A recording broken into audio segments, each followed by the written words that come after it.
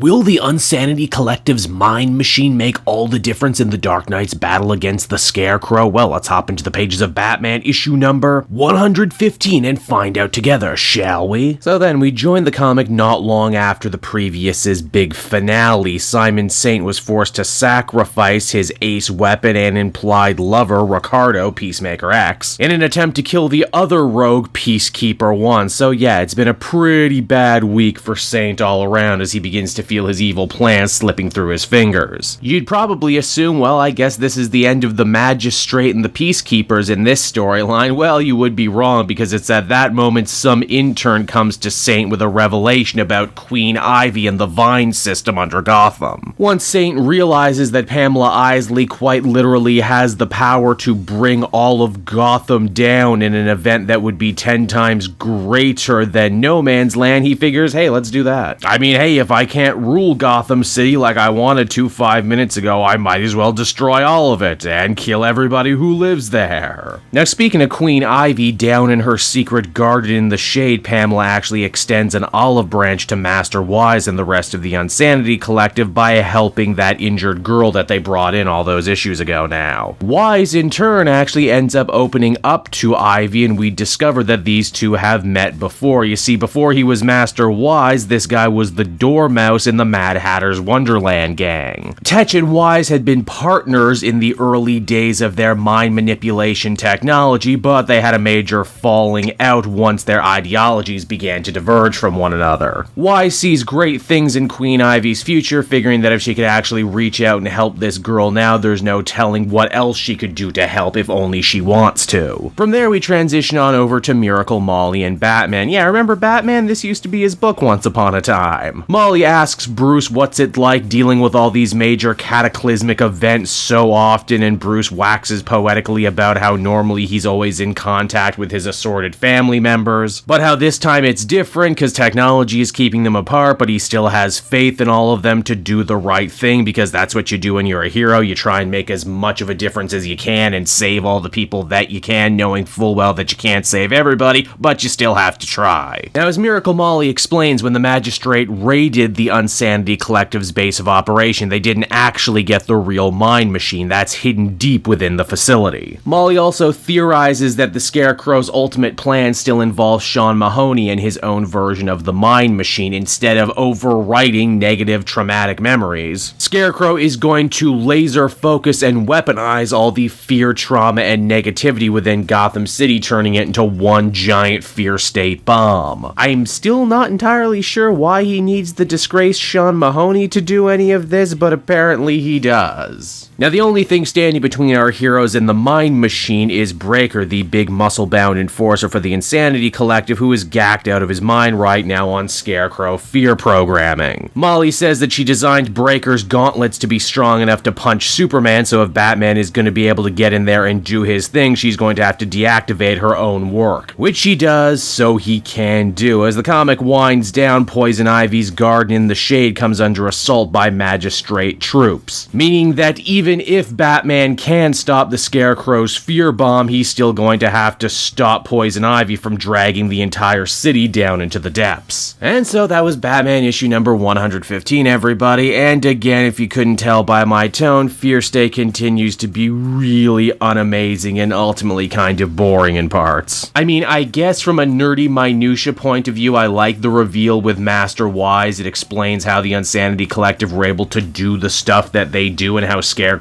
wasn't bullshitting and how it wasn't bad continuity before when he said he had Mad Hatter tech, because technically he did. It's just, I don't find any of this particularly exciting. It feels like everyone in the story, especially Batman, is just kind of going through the motions right now. Even the whole 11th hour, oh, Queen Ivy is actually very important to all of this too, feels like Tynion had one more arc planned for Poison Ivy and then figured he was leaving, so I might as well just cram them all together into one story right at the very end. I should reiterate that again, none of this is particularly bad. I know I've read far worse Batman stories. It's just, well, it kind of feels like a slog to finish and would feel more like a slog were it not for the very nice art. Overall, I'd give this one a 6 out of 10, and that's probably a little bit more generous than I normally would be.